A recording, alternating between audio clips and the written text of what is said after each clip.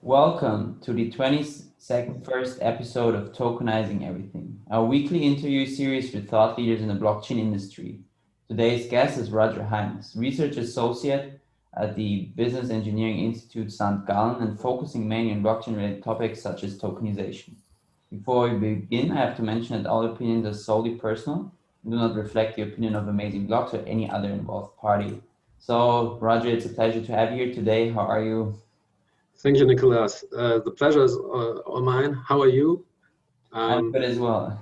that's pretty nice because we have Friday afternoon at the moment. The sun is shining, and we're going to talk about the topic I really like, tokenization. And yeah, really looking forward to the next 30 or 40 minutes. Yeah, likewise, I think there's a lot of topics we can, cover on, and so you have a vast degree of knowledge in that regard. So maybe would you like to start by just briefly introducing yourself? Yeah, sure. So as you already mentioned, I'm a research associate at the so-called Business Engineering Institute. What we actually do is we are a spin-off of the University of St. Gallen. And what we do is like applied science. So we are do a consulting for the financial industry. And beside that, we do research in more or less 4 different fields. One field, of course, is blockchain and distributed ledger technology. And the other fields are, for instance, artificial intelligence, agile transformation, and business ecosystems. And as well, doing research at the Institute of Information Management, where I do my PhD, surprisingly, about tokenization and digital assets.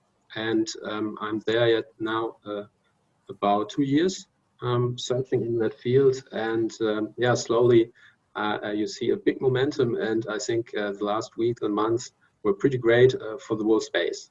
Yeah. Yeah, exciting. It's always, interesting when you can kind of combine business and academia. So before we, dive really into the blockchain and tokenization topics, maybe before this, why did you decide to go down that path of becoming a researcher, having that neutral approach, and what fascinates you about the academic aspect of this? Yeah, so to be honest, I was not that big in research before. Before I went to the University of St. Gallen, I was a consultant in the area of production logistics. And I did an industrial engineering, I have an industrial engineering background. And interestingly, I got in contact with blockchain technology pretty early.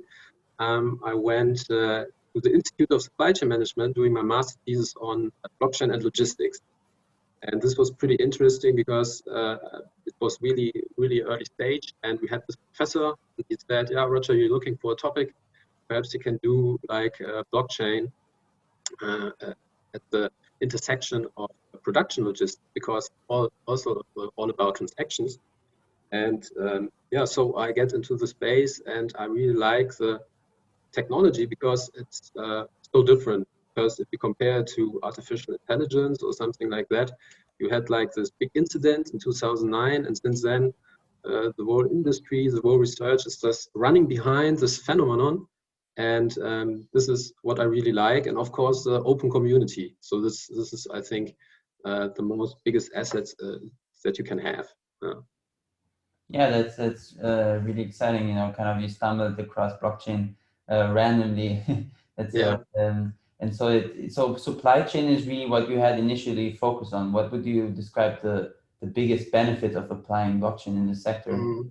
Yeah, so we were really early on with our research. I think we published a paper as well during my master thesis in 2017, and we could identify that, of course, you have different transactions like material flows and you have financial flows. And the biggest benefit is when it comes to synchronizing the different information flows, for instance, in trade finance. This is pretty exciting because you have one platform.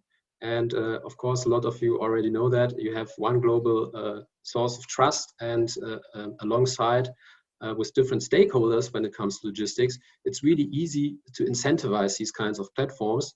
And this would probably be like initiating processes on basis of this knowledge. Yeah?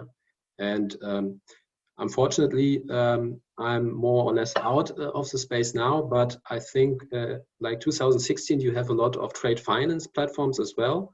I think Marco Polo was one case study I did. And yeah, it's really exciting that it somehow, you know, it really works. This is totally different when it comes to the financial industry. Yeah, definitely. You know, the token economy is very diverse, or generally the blockchain space. So now you came from the supply chain side into the space. So then you kind of turned to tokenization, or was there any other, you know, focus in the blockchain space that you looked at?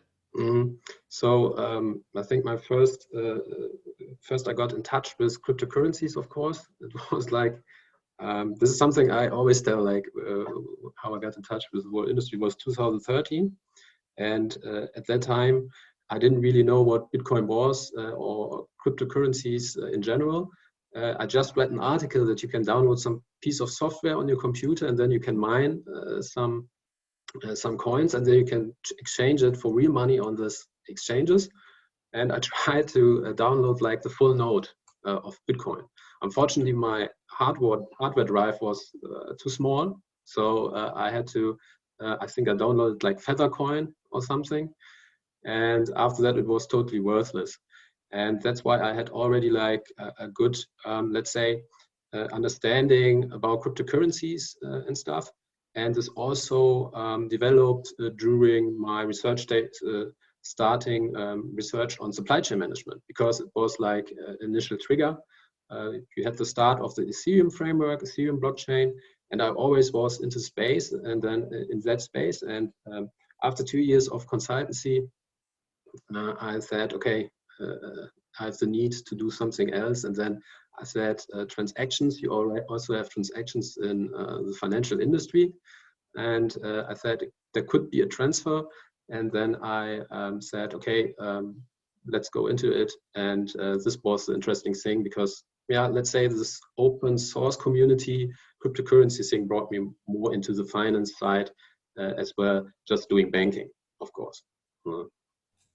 Yeah, definitely. And you have a perfect opportunity to kind of find common ground between all these players, right? So it's interesting, you know, having these different perspectives on the space. And could you tell us or give us some insights on the general blockchain initiatives that the Business Engineering Institute in St. Gallen has? Like, what are they mainly focused on? Is it tokenization and supply chain, or also other, you know, aspects in this industry? Yeah, so what we had before I started, we had like another PhD, my predecessor. He did already blockchain technology, but more from an enterprise perspective. When it comes to consortium blockchains, like Corda, etc. We also had like a common network. Of course, with initiatives connected and linked to the Frankfurt School Blockchain Center. They do fantastic work over there, these guys. Of course, I'm more or less alone with, as well as the other PhD students, but we always try to do is do applied science, applied research at this field with practitioners, with big exchanges, with big players in the financial industry, doing proof of concepts at the moment, for instance, asset tokenization, or what my predecessor did was doing proof of concepts according to bond transactions. This was pretty fun. And of course, a lot of education. We're working together with Dortmund Europe Blockchain NRW Center as well. And you know, it's like a big family. The community is great, and it's always on one side, always the same people, but it's really open. And of course, we do also a lot of standardization. For instance, here in Switzerland, where we are also part of the International Standard Organization, and there we try to build somehow a standard on DLT, and there we contribute to our working group, smart contracts. And the technical standard, this was very easy. This was very fast, but we also have to do a so-called legally binding smart contract standard. This took much longer because of national restrictions. But yeah, these are the biggest initiatives we're doing now. Okay, yeah, that's amazing. So you're always, continuously bridging the gap between CeFi and DeFi. So in terms of this, and you already mentioned standardization, and we'll get into this also a bit later. What would you describe as the biggest hurdles in terms of onboarding, for instance, institutions into this space that you experience throughout the process? You mean like central finance? Yes, yes, Onboarding this? Yeah. when it Okay. enters the blockchain space and the It hurdles. is it is really a challenge. So you must understand when we do like this research workshops, we have like 30 participants from the banking industry sitting there, totally different knowledge about technology in general. And then, of course, totally different knowledge when it comes about distributed ledger technology. So you have digital innovation managers there, as well as people from marketing, but also really the techies. And therefore, it's really challenging to build a common understanding. Therefore, we initiated some kind of Wikipedia, blockwiki.org, where we try to define a common definition for some terminology. Here it's important that, of course, everybody has a different perspective on blockchain technology. But the thing is that, for instance, for the research, you define the terminology in the first place. So what's a smart contract? What's an oracle, for instance? This is, of course, very difficult. So we try to do a lot of education in this field. Another example is that I had a discussion with a really banking guy. And if you are at the conferences talking from people who came directly from banking, it's like really difficult because when you talk about cryptocurrencies and blockchains, they always ask like it still costs so much money, it's so expensive, etc., etc. And the only thing is to do a lot of education there in the first place. And so we did also as well different videos in this space and do a lot of networking. I think this is a transformational process. And what we do in our working groups as well is to build prototypes, like tangible programs, because that's DLT and blockchain is all about. It's about the application. And for instance, we try to do a digital identity to implement it on Solidity. And on the other side, we use Corda. So that's, I think, the most basic and best things to do to show the people how you can do it.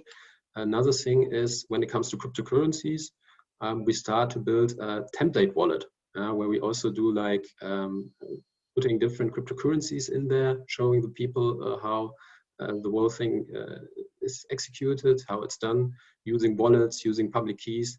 And I think that's the best way, like showing it and talking about it. Yeah, education really, I think, is the key, and also an intuitive user interface, right? That people do not necessarily always have to understand blockchain per se to utilize it or to use it generally, like with the internet or so. Yeah, sorry. But do you think it's what's your experience there? You think it's getting better, that the people have improved understanding about the space? It's slowly becoming like that. Yeah, definitely. Yeah. I see it, a lot of people are currently, asking about it, trying to educate themselves. A lot of younger people as well want to kind of, I think, do a lot of research in this. Obviously, some is driven by the hype in the crypto markets, but others, are really looking for use cases and how to apply blockchain. Maybe at this stage, another follow-up question on this topic to you. What do you think to these institutions? Is it more like, or from your experience, do you see they're more interested in the crypto markets? Or like, for instance, security tokens, like, because this could also be, or digitizing assets in general could also be interesting to them, or is it like kind of balanced out? I would even go even a step backwards, doing the differentiation between product innovation and process innovation. We also have a lot of IT providers in our research. They are more interested like using enterprise blockchain to make processes or interaction more efficient. You have like these kinds of groups. And then, of course, with gaining momentum in the media, you have a big group of people want to do like product innovation. And then you have like SDOs, you have like the original cryptocurrencies. And what we observe is that there is a lot of retail banks actually who want to further integrate or already integrated the possibility to buy cryptos in your customer portfolio, so that it will be someday easy, like buying stocks or something. And that's why I think at the moment there's a bigger shift towards cryptocurrencies as an investment vehicle, because the people are demanding for it, and the banks more or less reacting on that demand. Of course, security tokens. We also talked about tokenization of art. I think in early 2019 with our partners from the banks, and there's also a different opinion around that. Of course, equity banks or private equity, for them it's another possibility to do new investments and build new products. But at the moment, it's cryptocurrencies. Yeah, especially also with the hypes around having crypto assets in the treasury and things like this. I think is what really drives people. Yeah. And what you also see, like I think last year you had a lot of startups doing like crypto custody in this time, really trying to build some kind of ecosystem with banks, and now it's slowly starting. And now, like time to market tokenization startups are coming, like at Amazing Blocks, and that's really nice to see that you have agile startups really with products time to market, because I think this will probably be the next step towards adoption. But as it is in financial industries, it's really difficult to incentivize people doing that kind of stuff, because we have still like crazy discussions around Bitcoin. You have like 2 or 3 people saying it's worth nothing. Then the other people are saying it's worth something. You can buy Teslas with it. And sometimes as a researcher, when you're standing there and try to elaborate it, you can just see the people, it's still polarizing, And my personal opinion on that, I think you already know it. I am really optimistic and very bullish when it comes to cryptocurrency. Yeah, definitely. Like I fully agree. I personally also find DAOs and all this type of governance structure on chain, highly auspicious for the future. So we always have weekly questions from the Being Crypto community, and one question here was, since you already talked about the incentivization in these ecosystems, what is the incentive for standardizing tokens in general? That's a pretty good question. I think standardizing independently from doing standards independently from any technology, it's important. That's a thing that we do at the International Standard Organization to provide more or less some guided structure for enterprises, for developers, for programmers to do a lot of implementation there to boost this and accelerate it. On the other side, you also have to differentiate between technical standards, technical token contracts, for instance, as well as business-oriented standards. And I like to differentiate between like this open source community and, of course, enterprises. And I think standardization is more important for enterprises because they need to professionalize these kind of token contracts. But if you see in the past, when it comes to the Ethereum blockchain, you had this ICO hype. I think you already, you also had the experience with that. And then everybody was using the Ethereum blockchain and the smart contract token for that. And I think somehow you cannot standardize the open source community in a specific way. I think the market will standardize itself, and then it depends on the chain. But when it comes to businesses, it's really important perhaps to standardize STOs, for instance. And I see a lot of initiatives already there. For instance, in Switzerland, you have a lot of crypto banks trying to build standardized protocols for anti-money laundering, for instance. And this will be an important aspect. But in general, it's always important to do standardization. Yeah, and you already mentioned kind of a pain point. It's difficult to kind of standardize something that's so diverse, like the token economy, right, and so fragmented in certain terms until we also have full interoperability between the different chains. So it's hard to kind of cope with this. So since we're kind of talking about the difficulties, what would you personally describe from your experience as the current pain points that harm the standardization in the tokenization space? Yeah, it's funny because I already mentioned like this standard for legally binding smart contracts. That was very difficult because you had the problem is the technicians. That was not the problem. We already agreed very fast to a specific standard doing smart contracts, but then you had a lot of legal people, and then the discussion starts. Is there a jurisdiction for the non-personal people, for AI, or I don't know? And the problem is to have a consensus when it comes to established banks, for instance, that they come together and build some kind of business-oriented standard. This is much more difficult, I think, if you try to implement a technical standard, because then you can be really agnostic. One other thing is that when it comes to standardized token contracts, that many exchanges, especially in Switzerland, are now parallelizing or have a blockchain agnostic approach towards it, thinking about just in the first instance standardizing a financial contract, and then in a second step saying using not only one framework, for instance Ethereum, to implement it, but also other different contracts like other frameworks. Because the biggest asset is until we have some kind of interledger protocol, is that you can easily scale these kind of frameworks. This is especially important when it comes to tokens, because there you got your liquidity. And this is a challenge to get the people together on the table, as well as people who somehow have some knowledge or are at least interested in standardizing tokens.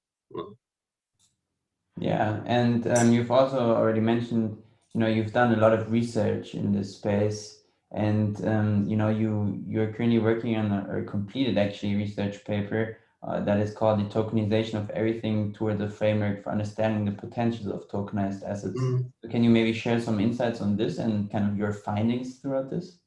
Yeah, sure. So I think I sent you the pre-draft. Hopefully you read it already. But it's already issued or will be issued in the upcoming weeks. And of course, for the other people, we're looking forward to that. And the idea was that what we identified is that in practice, so many people know the term digital assets, know the term tokenization, but actually they don't really know what the use cases behind these different tokenization applications can be. And the idea of the paper was to build some kind of framework, a classification, to distinguish these kind of different tokenization use cases. Because one example is if you tokenize a watch. Of course, you can tokenize a Rolex or another expensive watch. You're using it for investment purposes, or you can also tokenize the watch to have transparency along the life cycle or along a supply chain. This could be also implemented through a token. As well, you have other use cases where you can use the tokens in form of utilities. Once you have a specific token, you have a discount to a specific service. This is, for instance, if you go to Binance, you have a Binance coin, and you can save money when it comes to transaction fees. And this was the initial idea. And then we talked to a lot of people. Nicolas, thank you for that. You was also one of the contributors to that paper.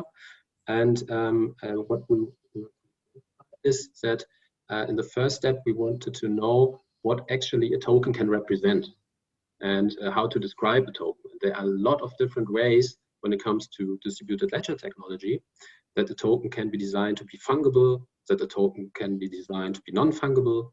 You can implement a certain behavior into a token, as well as you can mint a token, can be burned. So it can be, the supply can be limited. If you see a Bitcoin protocol, And in the first step, we identified these descriptive features of a token. And to further distinguish use cases, we also identified the reasons why you use tokenization. And they were also really different. For instance, transparency, liquidity, efficiency is one big thing that we heard a lot. And the third step, to enhance this understanding, of course, also what are the major challenges in such use cases. And we talked to the people, we're questioning them, what do you think about tokenization? What are the challenges? And they said, yeah, of course, jurisdiction, oracle problems, and we identified that. And in the second step, we did a fintech analysis of a lot, I think 120 startups, and applied this kind of framework so that we can derive like different archetypes. And hopefully it will contribute also or incentivize, motivate to further research, because when it comes to token economy, you have like two perspectives. You have the enterprise perspective on token economy. Of course, there are much more hurdles, and you have like this open source DeFi community perspective on token economy. It's much more, I like to call it Wild Wild West. And what we did, or what we try to do, is like building a perspective more business orientated from the enterprises. And this is a general idea of it. Yeah.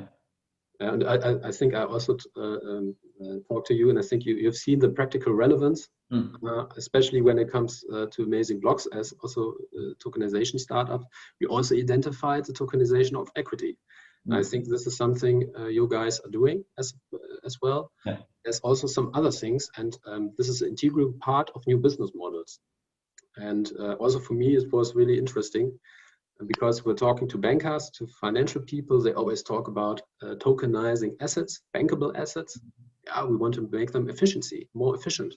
We want to increase liquidity. And then you talk to people who are more in the crowdfunding space. They are more idealistic and saying like, we want to democratize assets. And this was pretty different and really interesting, this research. Yeah, so you heard the different perspectives, right? I was actually going to ask about this, how it was, the feeding from hearing from bankers and then from the traditional DeFi people, and just kind of, finding a common ground between these two parties, bridging it potentially. And so, it's really important that we have these researches, and the paper is really interesting. So when it comes out, I advise anybody to read it for sure. I'm sure they can also ask you about it.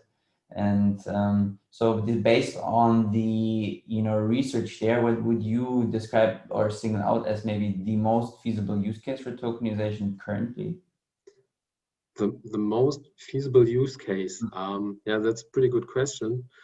Or you want to talk about the most hyped use case? So we can go into this as well later. But maybe the most realistic one. So the most feasible use case at the moment is like doing efficiency gains, using tokenization for like bankable assets to raise more or to get more efficient processes, because you can create like also new products which were not feasible before, like such as microtransactions.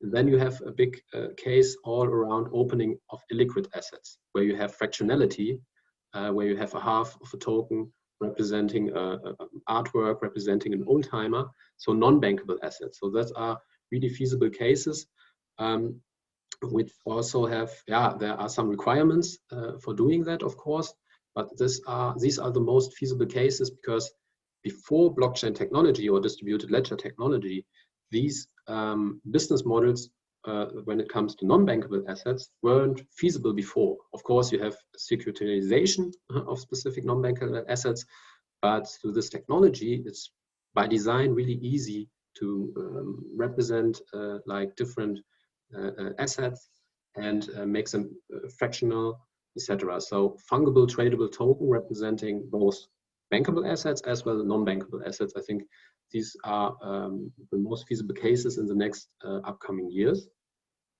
And for me, the most feasible case when it comes to that, in my opinion, it will be non-fungible tokens. The possibility to use blockchain technology to limit the supply, or even limit the supply to one individual representation of a token that represents one individual asset, such as artwork or something, or digital artwork, because then you have the ownership as well as the possession, because it's a digital world already. I think this is for me the most feasible case, because this was not possible before for blockchain technology. And I think we see a lot of upcoming applications in this field when it comes to gaming. For instance, I really like these cases where you have like trading cards, or you have like crypto kitties. And this is something I really like. And that would be also the answer of the most hyped one. It's probably NFTs. I think we already talked about that. You get a lot of inquiries at the moment, tokenizing everything. Yeah. It is like that, I think. So, and I already read, like when it comes to this NFT hype, that's a German national football team. They also try to issue some kind of trading cards digitally. They try to make them scarce, so they are limited in a specific way. Yeah, that's a use case I really like, and I think it's for all tokenization cases really the most interesting one. Yeah, the NFT app is really huge right now, and as you mentioned, there's just a crazy demand for this type of project here, and it also comes, as you mentioned correctly, the gaming industry, but also in terms of art and just digitizing also intellectual property, and or maybe democratizing it even. So, but lately, what I read actually the other day is that the sales have plummeted. So do you think this kind of first hype is over now, or what is your take on the current, NFT sector? Will the hype continue like this, or will it kind of fade away a bit? You mean like the NFT prices for, I think Christie's had an NFT like digital painting or something? Okay, how does it plummet? Like they try to sell it, and then sales, I think it was about 40K per week or so, okay, a few weeks ago, and then it kind of is now around 28 or 30K. So it kind of, there was a kind of decrease. So yeah, sure. I think this is a natural transformation process. When I look back at the first NFT application, it was crypto kitties. Crypto kitties, I think it was 2018 or something. And you have like these different kitties, and they also were traded for Ether, with the cryptocurrency Ether.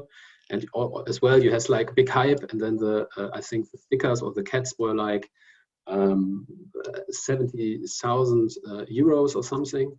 And of course, it plummeted. It's like, I think it's not a hype of NFTs. I think it's a general hype when you considering other collectibles, for instance. If you have like Pokemon cards or baseball cards, or even stamps, I think 10 years ago, if you remember, people had a lot of stamps, and then nobody was interested in that anymore. I think this is a normal process. What I think is more interesting is that I think this will come back someday, or even stabilize in the future, because I think that the people somehow get they will change the customer behavior towards like digital assets, or tokenized assets when they are digitized already. I think this is a more important shift, and then we will have a lot more such products. But do you own, Nicolas, any NFTs already? I was really thinking about it, but I was not really willing to buy an NFT token or something like that yet. Yeah, for me, also I've watched and followed the space or NFTs also for a while already, but I think the prices are just overrated. And I also heard that sometimes, they kind of there's people actually inflating the prices, kind of sending in from wallet A to wallet B for a price, and people then buy them cheaper at the end of the day, but still. So there's, to me, it's kind of difficult to see when there's like real world use cases, I think, in terms of intellectual property rights and so on. And this is something where I definitely think that when it has legal compliance, I would definitely, buy something. What I also think is that potentially identity could be somehow attached to an NFT, which is an interesting use case. But another question maybe to you in that regard, do you think that NFTs in general could be like some sort of security from a legal side in the future? I mean, in Liechtenstein, for instance, it is to a certain degree, or it would be possible. Do you think it's a trend that will kind of emerge, or do you still more see them in the gaming space where it's more of a token in an ecosystem? Okay, the thing is with securities is the definition of securities, or why do you use securities? Securities is always important if you need to liquidate a product very fast, and then you can give it to another counterparty. I think the difficulty when it comes to such non-fungible token is that you need some kind of price evaluation. And this kind of price evaluation is often mostly dependent on supply and demand. And if I want to buy an asset representing a security, and you have a big volatility in an asset, it can't be a security. You have to. This is a prerequisite. There's also one search aspect at the moment. What I'm doing, you have to build some kind of secondary market infrastructure for these kind of assets, and then you have aspects like price evaluation, that you have like trading cards, and you know exactly in real time, dependent on different data sources, how much is this trading card worth. And I think if that happens, you can use it as a way of security, and it will also be tradable. But if it's actually a security from a banking perspective, I don't know that will happen anywhere soon. But this is a thing that when people talk about tokenizing everything, it's the next step. I think there are 2 or 3 steps you have to do before you can fully implement the tokenization of wine or anything like that. So, and that's is a price evaluation, of course. And this is a nice report that I read that was published by Avalok. They are a company doing core banking systems for the banking world. They were also talking about this issue. If you want to tokenize anything in the near future, you have to build up a secondary market infrastructure to establish this kind of liquidity for such assets. And yeah, we will see. I think this is also like a really interesting field, because you need some other technologies, and it's like a real it's deep tech, it's like integrated everything. And if you have this kind of technology, it would be amazing for the tokenization space. Yeah, definitely. And the secondary market is really, one of the biggest bottlenecks in the tokenization sector. That's why, for instance, the feasible solution is really the primary market right now, and the peer-to-peer exchange or an OTC trading board, which can be leveraged.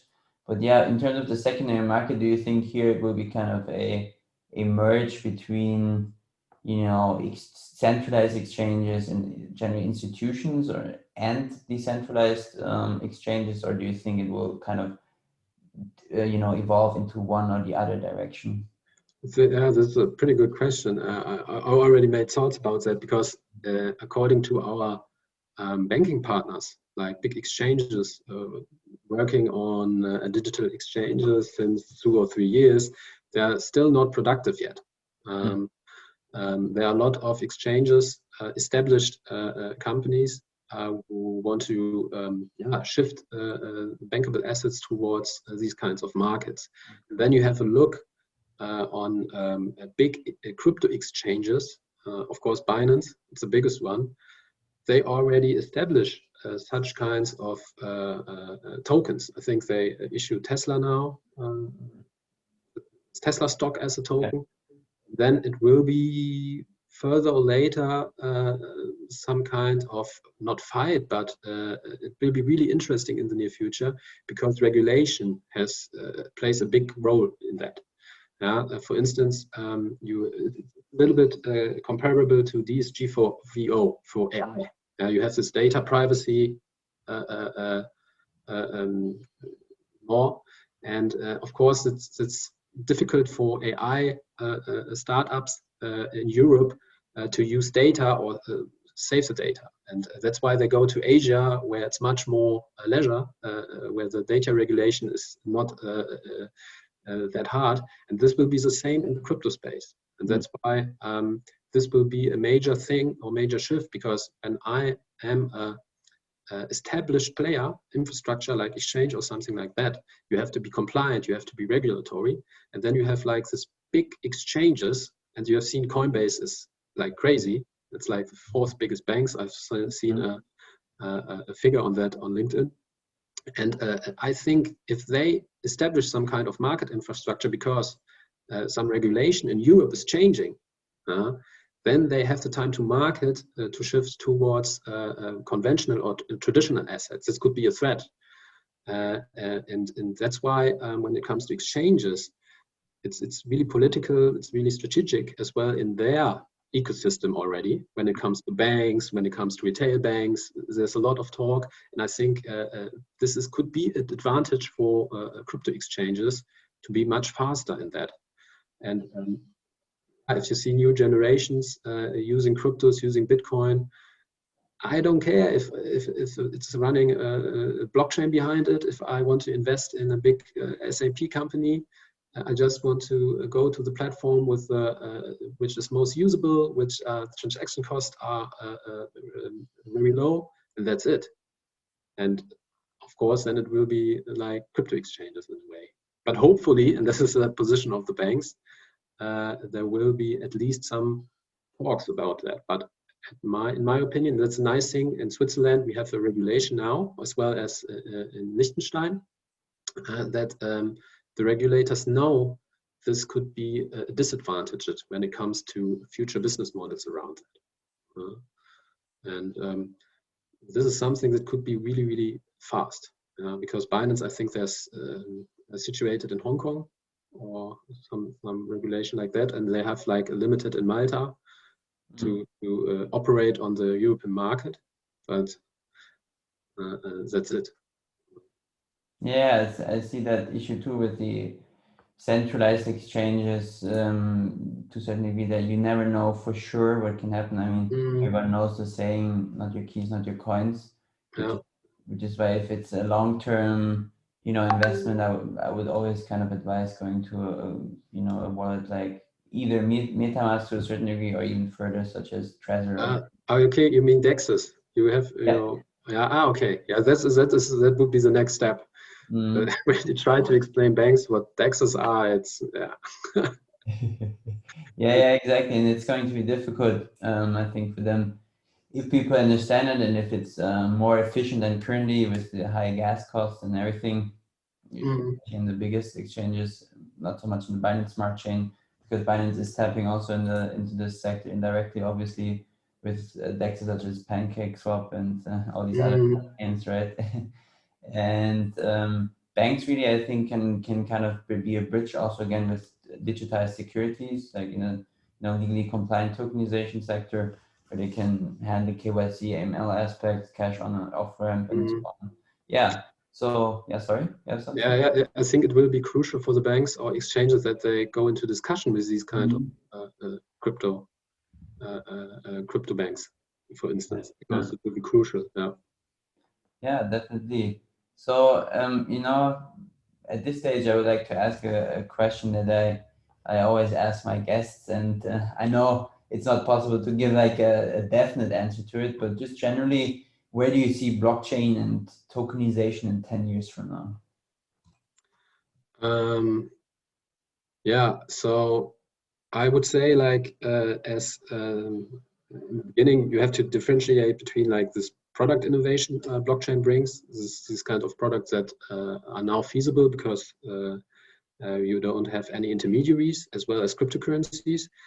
And I would think there will be a major mass adoption. So that's my opinion, because we had a little bit luck, I think, from the crypto market the last several months, like Tesla buying those, etc. And I think in 10 years it will be it will be mass adoption. I think it will be possible, if it's not banned, if you don't have some kind of black swan event, that it will be easily to buy cryptos at your house bank, at your retail bank. Yeah? So this, I think this would be a feasible scenario. And in addition to that, of course, I hope that tokenization platforms will rise in the near future, where you somehow solve this problem of price evaluation, that you can easily invest in old timers or cars or something, bridging the gap between the physical and digital world. And there could be some kind of customer behavior change, that people, you know, we live in a digitized world now since Corona, and we are, for us, it's not about possession, it's more about ownership. And I think this could be some case in the near future. And the other thing is like this process innovation, using blockchain or DLT to make processes more efficient. I think this is already starting, but it's much more slower because you don't have a big bang. So if you use application and blockchain is running behind it for efficiency reasons, it's the same application also if there's a central database running behind. And I think this will also slowly increase in the near future. But there are a lot of obstacles, I think, along the way. And one obstacle, for instance, is like this ecosystem collaboration thing, that you not only share data, but also share processes or functionalities in between a business ecosystem, as well as you need some kind of other decentralized solutions. This is a thing what I also always, when it comes to discussions about blockchain technology for exchanges and for bankable assets, you need a digital identity as well as a decentralized payment solution, because then you have like the efficiency gains to scale this platform, that it's reasonable that you use blockchain in the first place. And I think in 10 years, there will be a lot of more these solutions, and also to be integrated in existing systems. So 10 years from now, I think we had like 12 exciting years, and yeah, it will be a great time. I'm really looking forward to it, and hopefully we will laugh back at the times when we are talking about the current state of blockchain and cryptos in the 2020s. But I'm really optimistic for this case, when some solutions are solved in the near future. Yeah, definitely. I fully agree with your statement. So thanks a lot, for a very interesting episode. We it was a rather long one, so I appreciate all the interesting insights. You can see that you have an in-depth knowledge on the space, and you've really, done a lot here. So thank you for the great content, and I hope you also enjoyed it, and it was a fruitful conversation. Yeah. To our listeners, I would like to say definitely follow up with Roger on his research paper and have a look at it. It's very interesting and very informative. And yeah, it was a pleasure to have the show today. And if you have questions, feel free to reach out anytime. And I wish you a great day, guys. See you next. Thank you, Nicolas, for the invitation, and looking forward to have another talk next year. Yeah, same here. Perfect. Goodbye, guys. Bye. Thank you for listening.